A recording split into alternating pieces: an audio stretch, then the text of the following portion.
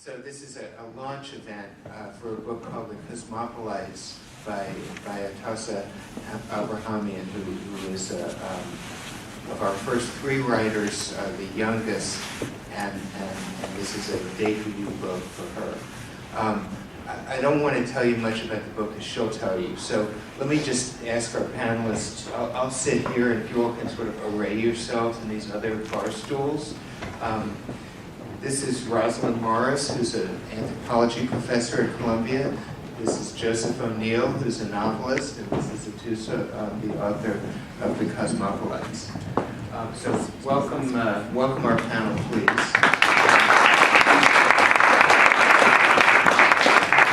What we'll do is I'll ask them questions. In theory, everything will get very lively, and they'll just start talking back and forth with less and less prompting by me.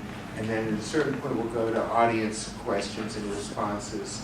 And we'll stop at 7 sharp. At that point, all three panelists have books on sale, courtesy of Book Culture at the back table. And I'd be happy to sell you books by all three, and they'd be happy to sign them, I think. So, here we go. I don't know where put our water. Okay. So, let me just start by asking Atossa a few questions to draw out the basic theme of the book for those who are not familiar. And I'm just going to sort of ask some trick questions. What is Comoros, and why is it interesting to you? So the Comoros are a country. Actually, how many people in this room have heard of the Comoro Islands? And how many of you knew it was a sovereign country? Okay. How many of you have been there? Okay, we got you stumped there. So I went there. It's a fascinating place. And I went there because a couple years ago, I heard a rumor that the United Arab Emirates wanted to solve their problem of lots of stateless people within their borders. And they didn't do this by giving them Emirati citizenship for a variety of reasons that we'll get into later. They instead went to the Comoros and brokered a deal wherein the Comoros provided citizenship for up to 100,000 formerly stateless people living in the Emirates. And I thought that was really weird. I thought it was weird because I had already been looking into these markets for buying and selling citizenship. That's the main theme of the book. And but that those markets were mostly for rich people, for billionaires who wanted to move around more easily, hide their money, what have you. And I thought, what an interesting twist that this very high-end market has translated into the possible mass relocation of tens of thousands of people who are pretty much without rights in their country. So, well, let's drill down on that a little bit. First of all, how did there get to be, a very large number of stateless people living in the United Arab Emirates? Yeah, this isn't just the Emirates, it's the whole Gulf, and actually around the world. I think there's UNHCR estimates it's like 10 million stateless people. This can happen for a bunch of reasons. In the Emirates specifically, the borders there are pretty new. The countries there are relatively new. And sometimes it's just a matter of people not showing up and registering when the census was taken, when the state was formed. Some people say there's tribal discrimination, religious discrimination, racial discrimination. Of course, there's illegal immigration like there is anywhere in the world. But the main thing is that in the Emirates, when you're born there, you don't automatically get citizenship the way you do in the US. And so even people who've been there for generations, if they were not registered or legal back when their families first got there, then the statelessness kind of perpetuates itself. Why doesn't the UAE, in fact, do the decent thing and just make all these folks citizens? Good question. I think that they won't say. They don't actually acknowledge that there are so many stateless people.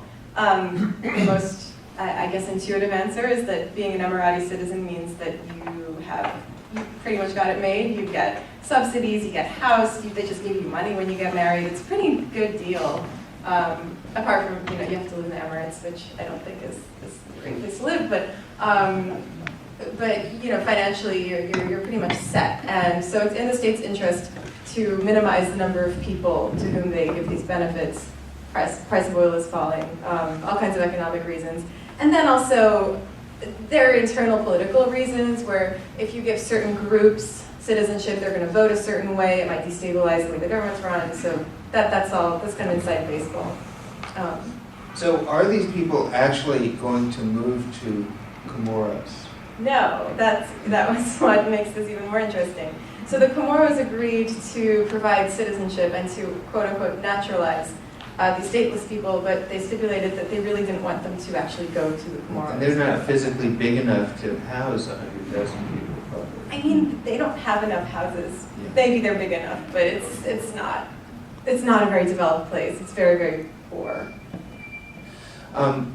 So what's in it for the Comoros is the check from the UAE. What's in it for the UAE is the opportunity to create basically second-class citizens. Yeah, I think, they're already second-class non-citizens, and now they just have a better grip on who they are, and they're classified as foreigners legally. So what that means is that they could theoretically get deported. The only thing you have going for you if you're stateless is that you can't actually get kicked around the planet because you can't really cross borders as easily. And what happened to one activist who was advocating for stateless people's rights is that he got stuck with a Comoros passport and promptly got deported. So, and the final question on this is, why doesn't the UAE just say, things have always been this way, we've never given these folks citizenship, so let's just keep on that way? What's incentivizing them to make this odd deal with the Comoros? I wish I could tell you. I think there's been pressure from human rights groups to document people. You're not, under human rights conventions, you're not supposed to have a lot of stateless people. And also, the way that this whole scheme transpired was thanks to the very hard work of a middleman who I think convinced both sides that this was a good idea. So a third party was in it to make a lot of money. He actually lost money. You should read the book and learn all about it. But it wasn't just the country taking the initiative. It was there was a third party involved. Okay, so now let's move to the part of the book that's set in the Caribbean at St. Kitts and Nevis. And tell us how the citizenship business works there. So the Caribbean is probably the biggest provider of high-end passports for rich people. Also, this market is also largely exists because of some middlemen, some brokers, who saw an opportunity in the buying and selling of citizenship and went kind of door to door to these islands saying, hey guys, this is a great way to develop your economy. You can develop tourism, you can sell real estate, you just have to attach a passport to your condos. Or you have to give foreigners an opportunity to donate money and then get a citizenship. And this is a really attractive proposition if you are, say, I don't know, a Libyan businessman who wants a plan B in case things go south in Libya. Maybe you are a Chinese millionaire who wants the option to educate your kids abroad or travel more freely. Maybe you're an American who doesn't want to be American anymore, you don't want to deal with the IRS, and you want to renounce your US citizenship, as many people have started doing, and relocate and hide your money. There are all kinds of reasons why you would do this. You can never be too rich or too thin or have too many passports. That's the motto of the industry, yeah. Another thing would be if you happen to be from a country A and country B doesn't let in citizens of country A, you just whip out another passport and then you get in. Right, one of the main selling points of a St. Kitts passport is that St. Kitts citizens can travel in the Schengen zone visa-free. Now, we don't know what's going to happen to Schengen now because that's totally up in the air, but it had a good run, and it's still, it remains that St. Kitts passport holders can go to Britain, to France, to Switzerland, to Germany, without any bars. So the story you're telling is one where there's a kind of standard bell curve distribution, and the people at either tail are the global citizens you're writing about. Is this going to happen in the lives of those of us in the middle of the distribution? I think so. so. I'm not sure it's going to concern as much money. I have loads of friends who are looking for European grandparents just so they can get an EU passport. You can totally understand why. There's nothing insidious about it. They just want to maybe live in London or Paris or, you know, Greece or what have you. And do they feel a profound attachment to Italy? I don't know, maybe they like their grandmother's pasta sauce, but like, they're not patriots. They don't feel a part of Italy or France or whatever country it might be. It's really a passport of convenience. It's an option. So I think that's what the middle looks like in one respect. There's also tons of people who are, I think up to 1 million Americans are dual citizens. They're also in the middle and did not necessarily spend a lot of money to become dual citizens. How many citizenships do you have? 3. I have 3. What are they? I have Swiss, Canadian, and Iranian. Which do you feel like? Neither. Maybe a little bit Swiss. I'm very punctual. All right, let's move to the other panelists. Joseph O'Neill has, I guess these two people are perhaps the only two contemporary writers who have ever typed the words Comoros in a recently published book. Do we know of any others? Anyway, that's a common theme. What got you, Joseph, onto UAE, Comoros, etc.? Well, first of all, I'd like to make it clear that I'm just a novelist, so that my knowledge of the UAE and of the Badoon situation is, basically exploitative. I just know as much as I needed to write this book.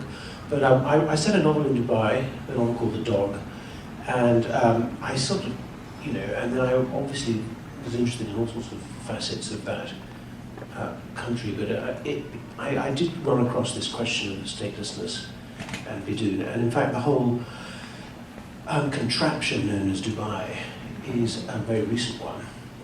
And then one of the things that drew me into it is this idea that this is a country which is pretty new and which has the opportunity to start from scratch and make its kind of juridical arrangements basically unimpeded by the kind of decisions made by people 200 or 500 years ago.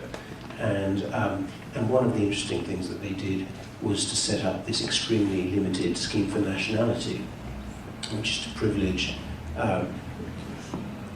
people identified officially as Emiratis or natives of Dubai, and to allow and yet to have a population in the country which is 85%. I mean, we don't know the exact number, but let's say 85% foreigners, and that's who Dubaians are. They're mostly foreigners. And they have an essentially financial connection to the country that they're to work.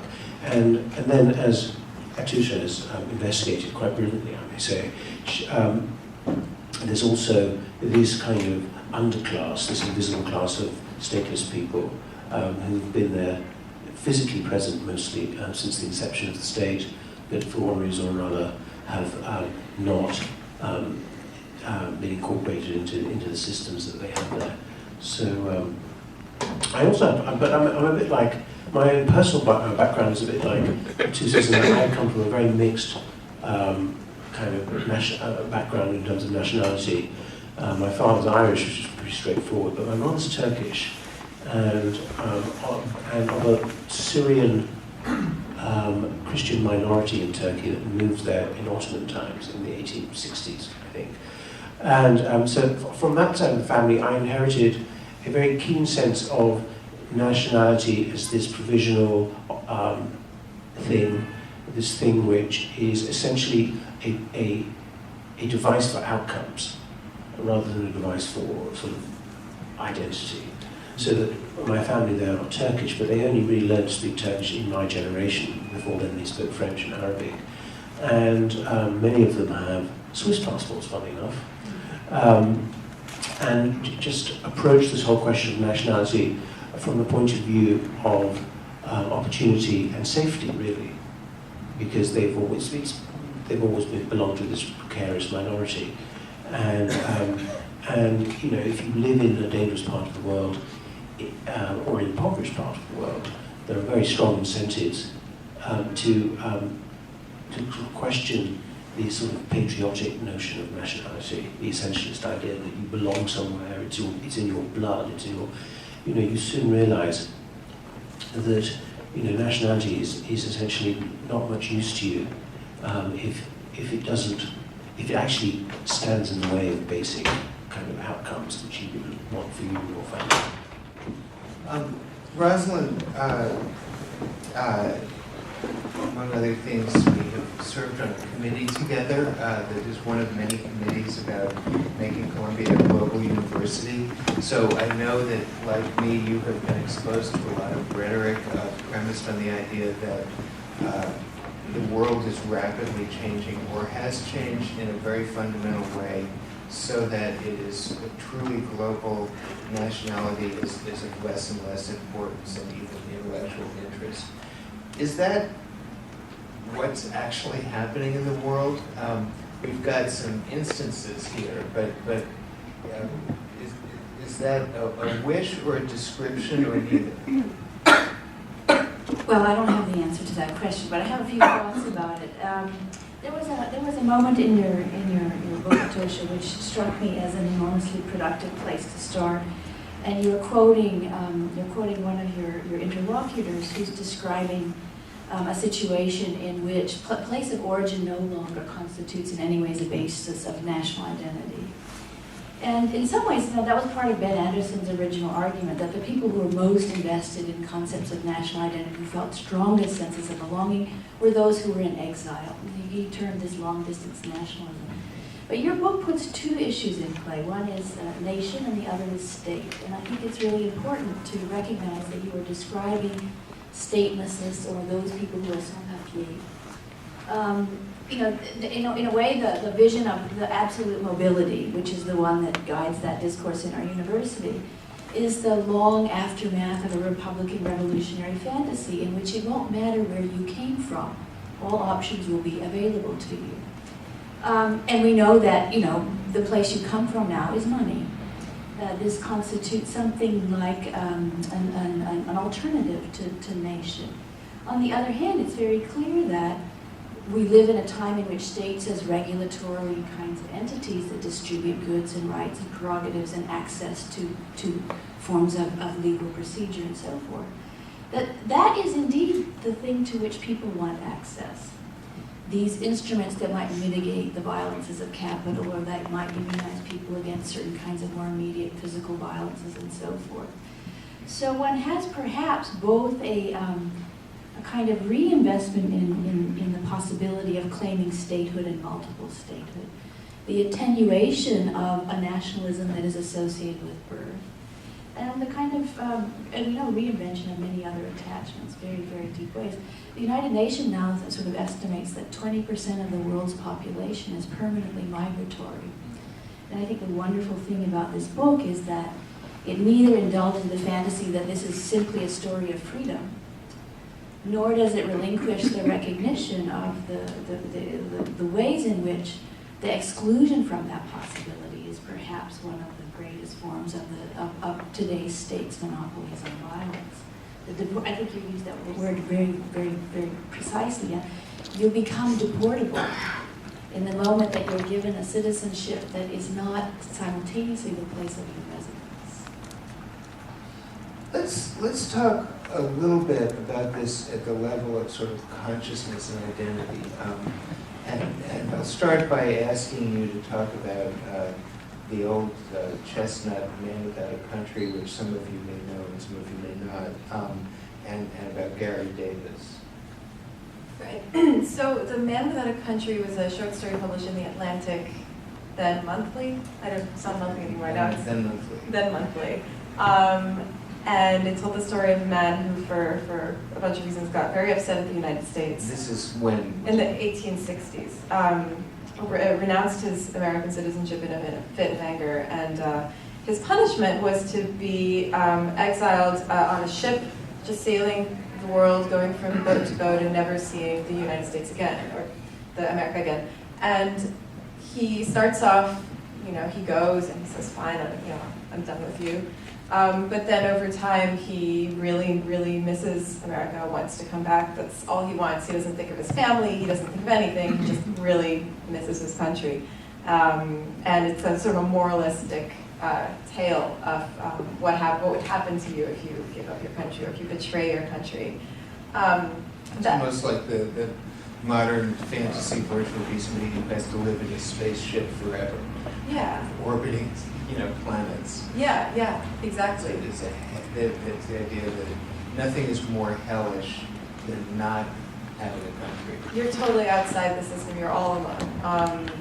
And it's funny how that narrative of the man or the woman without a country has changed a lot, because now you think, man without a country, you think of a jet set person, you think of someone who's hypermobile, who doesn't need allegiances, doesn't really... Davos man, right, exactly. But on the flip side, you also have people who renounce their citizenship for more idealistic reasons, and Garry Davis, who was a World War II veteran pilot, died a couple of years ago, but he became a sort of modern man without a country in the late 40s, when he decided, after serving in the war and becoming very traumatized by his experience, he lost a brother, he had to bomb people, kill innocent people, he decided to, in an act of defiance, renounce his American citizenship and be stateless by choice. And he became stateless by choice when he was 26 and remained so until he died when he was 92. And what he did was really interesting in so many ways, but basically he made himself a world passport, and the organization he started still issues them. They sent one to Snowden, they sent one to Assange, that's what they do. These are selectively accepted in a very haphazard manner at various borders, but it's not consistent.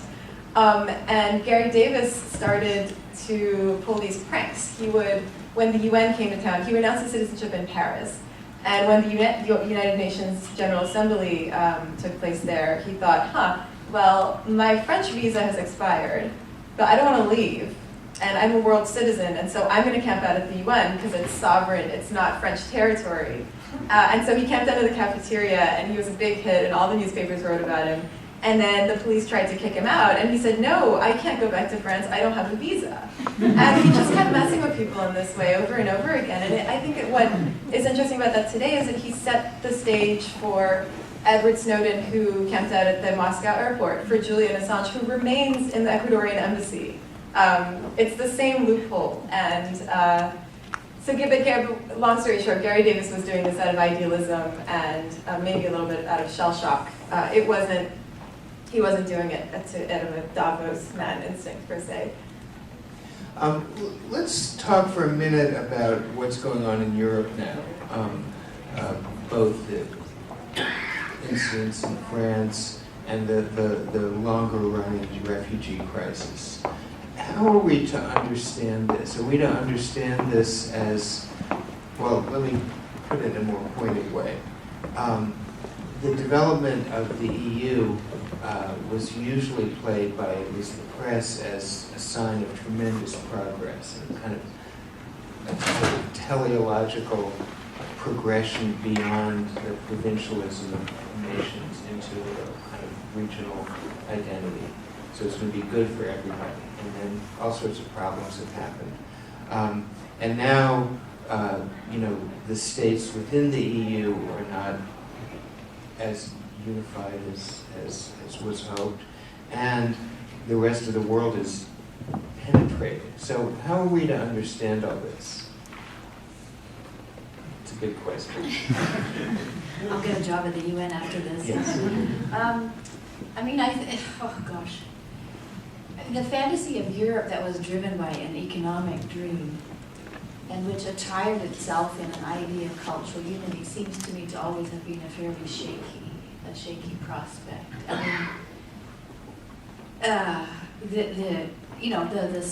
The awful spectacle that we have daily and have had for months now of just boatload after boatload of desperate people arriving on the shores via one southern island or another, has maybe given us the occasion to question whether indeed that self-image was ever as generous as it imagined itself to be.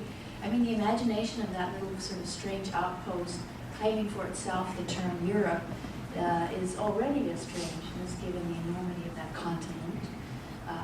The imagination of Islam as a belated arrival requires the historical expunging of a great deal of the history. And so one ends up maybe with a little sliver of Norway that counts as originally European or something. I mean, I think the tasks before everybody are enormous and very difficult at this point. And of course, they have this urgency, and the actions and responses have been extremely precipitous and on all sides. I mean, I don't think I think it's a very difficult a question to respond to.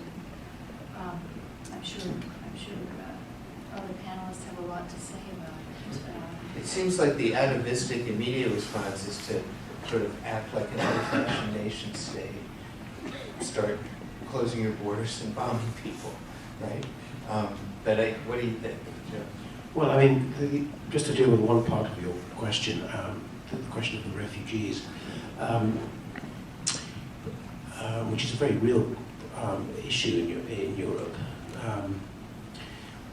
I just want to in order to sort of think about it, I think about it in terms of the kind of ethical construct that is Europe, which is to say that in liberal theory, the individual freedom is maximized most efficiently and most justly by the creation of the nation state, and which leads you to a community where you have a circumscription of who you're supposed to think about and care about, namely your fellow nationals. And that's seen to be a kind of manageable way to sort of dilute your personal freedom, which is to say, I will submit to laws made by people who are like me, and I will call those people like me my fellow nationals.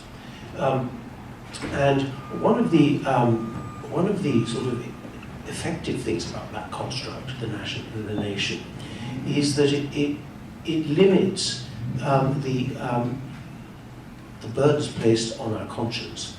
So it's easier to wake up in the morning and say, well, I'm going to think about my family today, because they're in the house, and then I may think about New York City, because I live here, and it's in my interest. And then if I have to, I suppose I'll think about the United States, and that I can handle that. But with the advent of globalization, which is to say the global transparency of human beings, so that we now know about people in Syria, and also with the advent of physical globalization, which we've seen with this refugee crisis, we have demands made on Europeans, and indeed on Americans, which are without precedent. And those demands became extremely dramatic with the photograph of the child on the corpse of the child on the beach in Turkey. And there was a sort of, speaking of atavistic responses, there was actually a sort of atavistic response to come to the aid of the child and of his family and of the people who belonged in that endangered group, the Syrian refugees. But this is just a sort of, that's an exceptional moment. The basic experience in Europe has been that while they've been more or less successful in sort of looking after it, it's more or less possible for a Frenchman to sort of think about an Italian or a Pole as somebody he can manage, he can think about, and who he has duties towards. It's now, with the sort of shattering of the borders of Europe, both by the refugee crisis and by the increasingly visible predicament of people outside those borders, there is a reaction of, as it were, ethical overload. I can't think about everybody. I can't look after everybody. Right. So And that is a very acute problem in relation to the nation state.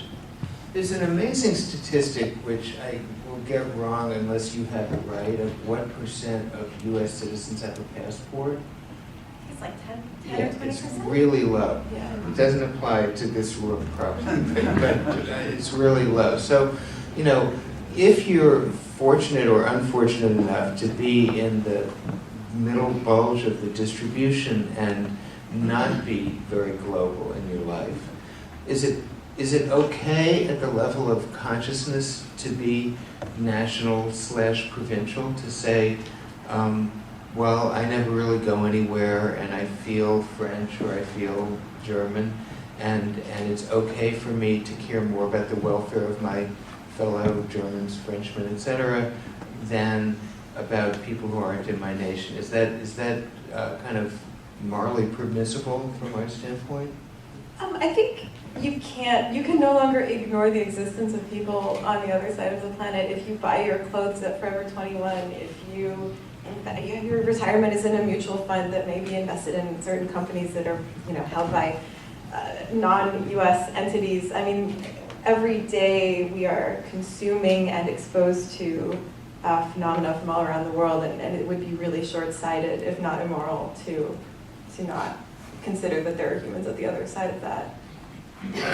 There's a line in your book where you're describing, I think it's Kalek, and you say that he doesn't feel global, he felt local. That in this stateless figure who has suddenly become mandatorily mobile, but he actually had a very small circumference of existence, which is true for the vast majority of people in the world, many of whom are still rural. Even those people who are migrants and have small compasses. I mean, Joe, I think I disagree a little bit with your representation of this as such a new phenomenon. I mean, you think of the 11th arrondissement in Paris. I mean, street after street of West African hair salons and North African immigrants, and a big Cambodian population in that place. And those people, many of those people would describe themselves as French people.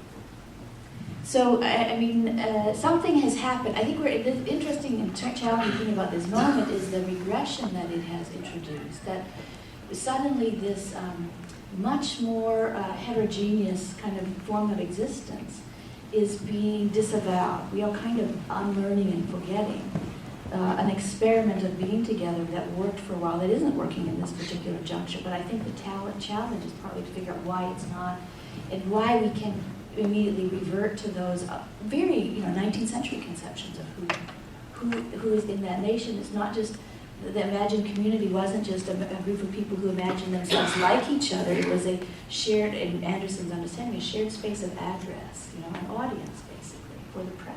Right. That was, good to say in the journalism school. People like Joseph Pulitzer, newspaper barons made nations because they needed an audience. Let me turn the question around. We're going to go to audience questions and comments very soon and ask it from the other direction. Is there a form of operating the world without reference to nationality that you feel comfortable with? You know what we're all scared of, which is, to be crude, if you go there, it means that bankers get to run the world, right? Or whomever. A few people in these very mobile businesses, accumulate enormous power, they believe, for good, and that's even more scary. So is there a way you can imagine yourself into a global polis that you all feel comfortable with? I guess a starting point would be to make it easier for everyone to move around and easier for everyone to be citizens. So maybe you're just a citizen of where you live. That's it. That has a lot of complications. I'm not saying that you do it overnight. You're not going to get the Republican presidential nomination on that platform. No. Although I want to point out that Ted Cruz used to be Canadian, and so he actually renounced his Canadian citizenship. He was born there. I think what you're getting at is, with the banker example, is the role of massive structural inequality in the laws of individual countries that enable these behaviors to take place. I think currently we're seeing, especially with the EU, that while the European Union is a union in some ways, the countries still make their own laws. And they still make their own immigration laws. That's why it's so hard to come to, why it was so hard to come to a quota agreement to take refugees in. But the flip side of that is that the bankers can still buy Maltese passports, within a year become Maltese citizens, and fly in, whereas people who are much poorer need to find another way and apply for refugee status, and it's much harder. So I think inequality is a big consideration. Let's go to you all's voices and questions. So does anybody, yes, Hi. speak up. Okay. Yes, I first of all want to thank Columbia for hosting this so that a member of the public could join this intelligent conversation, which I find very responsible. And I saw a program, Ms. O'Neill, is that your name, the first gal with the black hair? No. No, Mr. O'Neill, Pardon me, for the young gal that's seated next to you. Ms. Abrahamian. I just want to say that Panorama is a British journalist program that is extremely responsible to public information being disseminated. And one of the things that they discussed was the lower class in the Emirates that are exploited, abused, while development and everything else flourishes except their deprived lives, where they're excluded families, human rights offenses left and right. I mean, and I think that needs to be included in this conversation because in the context of the United Nations Sustainable Development Goals that have been newly ratified, this is going to be eliminated. So in that future of that conversation for 2030, the stateless issue becomes a responsibility of the hosting nation so that they won't be able to afford deportability to constituents of a new nation. And with Bangladesh, 100 million people being stateless and homeless, you know. Yeah, I'm not sure you can really trust these individual countries to actually stick to the goals. I mean, just a couple of weeks after the UN announced an initiative to end statelessness in 10 years, Kuwait came out and said, this is how we're going to do it, Comoro passports. So, you know, you can't really trust them all. But the question was, are these people in that demographic now in the Comoros, are they from that constituent in the Emirates of exploited labor just being sent away? That's think what I want to exploited labor know. you're referring to is actually third country workers who come from Bangladesh, for example. They're not necessarily stateless. The Badun they're not migrants. They've always been there. They're just undocumented. Sir. Yeah, thanks for the book. My question is around the notion of citizenship, other than entitlement or what one is granted legally under the law as a result of being a citizen, but rather what are the obligations and responsibilities associated with owning or possessing a citizenship, whether that may be, and what are the implications of this kind of flip of citizenship that we're now experiencing that you've documented in the book, and how does that work out within, you know, a sphere that needs people that buy into a notion of the Commonwealth and what that means? Yeah, you've put your finger on something really interesting, and I guess what I talk about in the book is that citizenship has become a way to buy rights, but you're not necessarily on the hook for the responsibility side of things. You know, that can be problematic if the country is at war, for example. I mean, how did the world wars happen? People were willing to fight or were conscripted and less willing, but they did it anyway. Do the Badun pay taxes to Comoros? To Comoros, no. No, the Comorians aren't really organized enough to collect taxes from anyone at present. I mean, taxes are usually determined on the basis of residency rather more than, like, you know, tax residency is separate from citizenship and so forth. I say this as a Canadian citizen who pays taxes only here. But I mean, you raised these two questions. Bring to mind the specter of a nation stateless world or something where that was at least, you know, very, very attenuated. I think the other part of this economy, which is really beautifully demonstrated in the book, is the investment in inequality that is being kind of performed in this kind of transformation of citizenship. So the one thing that we know is that, you know, capital is going to need difference. Currency speculation requires difference. Inequality is thought of as the engine of a certain kind of economy. So we know that there's going to be, even if the bankers take over, they're going to want some structure that organizes inequality and produces inequality, and that's one of the places at which certain, you know, political action can organize resistance or demand or rethinking and so forth.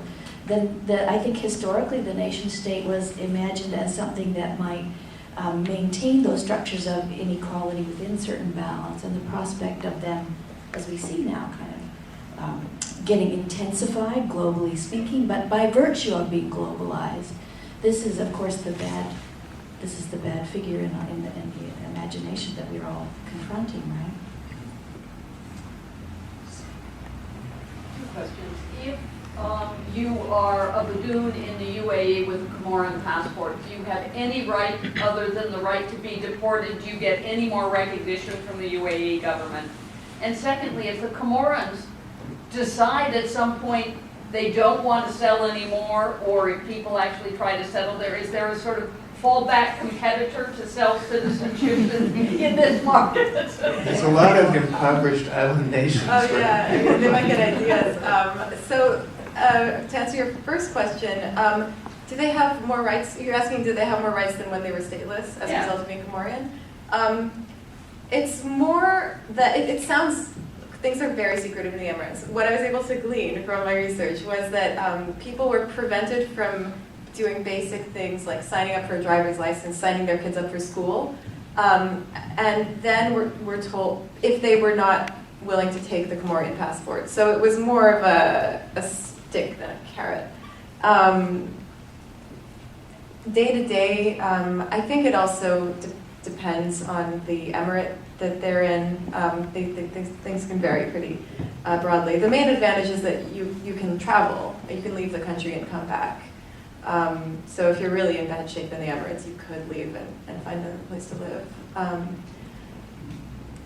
But it's hard to tell. Yeah. Question in the back. You had a question. There's still big slabs of the world that prohibit dual citizenship. China being a good example. If China discovered that one of its businessmen got one of these Comoran passports, they would automatically lose their Chinese passport. Malaysia, similar, and there are a number of other countries, and indeed the United States, until quite recently, prohibited dual citizenship. Is there a reverse undercurrent going around about this globalization of citizenships? Yeah, I think the Dutch, I think, for a while, and I don't know, I'm not totally up to date, but the Dutch were not allowing people to have dual citizenship for a long time, and I think that was a reaction, a fear. I think, sorry, you were asking about whether... Is there an undercurrent going the other way? Yeah, for sure. These forces always work in tandem. But about the Chinese citizenship, there's a way around that. There are multiple ways around that. But the U.S. has a program where it sells residence green cards, effectively sells green cards to foreigners. And 85% of the demand came from China last year. So while these investors might not be U.S. citizens, they do have green cards, which for all intents and purposes is as good. You can't vote, but that's about it. You can use the green card to come into the U.S. to leave. You can work, you can live. So there are ways around that. It doesn't really stop this phenomenon from happening. Is that the thing where if you're a businessman at a certain level? Yeah, you invest in projects and yeah. Jimmy? I think we've kind of seen how the laws, international laws, haven't really caught up with kind of a global citizenship existence. But in Joseph, in your book, it kind of, your books deal with kind of the state of mind of being a global citizen. In Netherlands, not even the dog. In Netherlands, you have a Dutch architect whose family lives in London, married an English woman, lives in New York, and is able to mourn for the 9/11 attacks. And in fact, 9/11 trauma kind of breaks down his family in a very personal way, not just in it sucks for the city, but in a very personal way. Is there any hope that kind of we're arriving, hopefully, at a state of mind of global citizens being able to mourn for Paris, the world is able to mourn for Paris, but also mourn for the Beirut attacks, to mourn for the state of, the refugees from Syria, to kind of feel a belonging to not just your provincial city? Well, yes, it is. There is a way now. It's because of technology. We now have the internet. We didn't have it 15 years ago. So that after 9/11, there was spontaneous empathy or sympathy for victims all over the world. And but of course, the interesting thing in recent days has been the selectivity, as it were, of mourning in relation to what happened in Paris, so that it constitutes a global outrage or a Western outrage, a very powerful outrage, certainly here and in Europe, that 150 people were murdered. But not dissimilar events occurred in Turkey quite recently, and in fact in Turkey they were saying, well, what about us? And in Beirut, and in other places, and it goes on. So that the question remains is, how is this faculty of identity, of suffering, distributed? What organizes it? And the answer continues to be primarily nationality, and secondarily identities of culture, etc., as transmitted by the internet. And I suppose, just going back to the next question, I think it's an incredibly important and difficult question, but it's probably the question, one of the great questions, is it possible to envisage a world in which there is some sort of ideological reconfiguration, which has the result of dissolving the current ideological construct? I mean, we talk about international law as you did. International law is not a global phenomenon. International law is precisely the product of sovereign states agreeing as between themselves about how to regulate their dealings as sovereign states, so that the existence of a supranational body of law, although there are. I mean, I was a lawyer for some years, so I thought about these issues. There are traces of it, but it's still very much a very difficult question about how to develop an ideology which reflects the world as it's changed so dramatically in recent years. There's really two questions there. There's the ideology or consciousness question, and then there's the institution question. That is, could you imagine things like social movements, NGOs, etc., being sort of sticky enough to really have an influence on setting and maintaining global norms in various areas? Or is that just a kind of fantasy?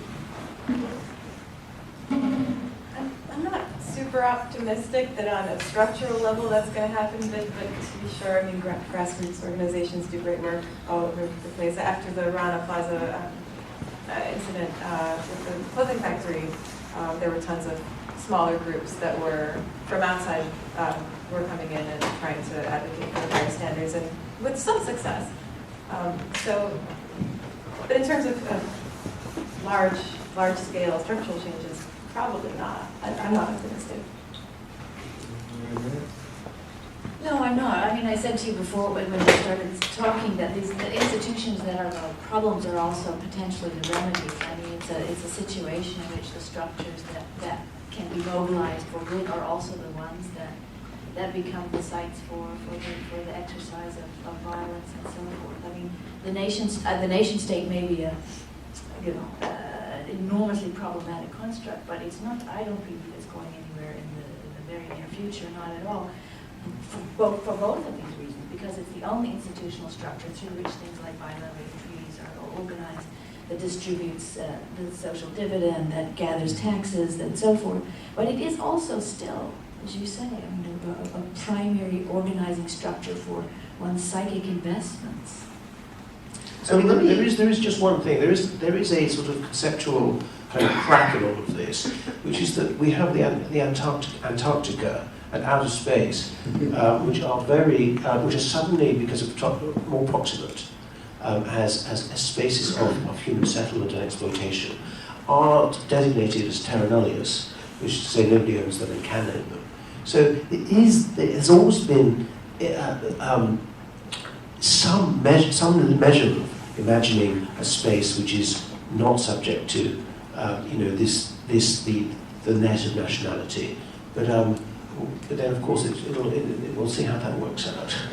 One thing I've been wanting to ask you, which is sort of an ambush question. Have you been following all these debates on is there such a thing as global literature? And do you have a view on that? have. It's such a long, complicated view, though. I do think that literature. I mean, let's talk about the novel, the modern novel. Let's just limit it. Was simultaneously a kind of national fragment of culture, but it was also for a long period of time subject to transnationality as well, so that one read in England, for example, French books and vice versa, and German books, and so there was a very powerful sense of European culture, at least, which existed. So that I do think that there is a potential for it. But again, the problem with which you have as a writer, and not just of novels, is that you have to write about somebody, and you have to care about something, and you have to be fundamentally accurate about something. And the question of accuracy is predicated on the question of, as the word itself suggests, the question of care. Who do I care about? So that if you're an American writer, you're most likely to write accurately about people you know about, and therefore you care about in that sense. So global literature is difficult to do. But again, it's a long question. I can't So we have another. We're getting close to the end. As we say in the political debate season, do you have a closing statement? Closing statement. No, I'll pass on that. Did anyone else? I do. I mean, we're at a university, and we're at a university that, as you say, imagines itself as becoming more global or more responsive to the conditions of globality. And sometimes that means servicing the production of a global elite. That's what we do in a very private, very expensive university. And that needs to be taken on. But vis-a-vis the question of literature, it seems to me that that's one of the places where, independently of there being something called global literature, which it seems to me there cannot be, it is nonetheless the place in which we train our imaginations to be able to imagine what we don't know, to move towards the consciousness of others, others who are not actually existent. And that is an enormously productive domain, I think, for the kinds of work that we have to do. And it happens in places like this, and it should happen in places like this. And it should happen in places like this, not only for those who are already the kinds of people who can buy passports. Great. Okay, well, that's a good note to end on. Thanks, everybody, for coming, and I urge you to get out your checkbook or wallet and go buy a book and get these authors to sign it. And thanks very much for being here. Thanks for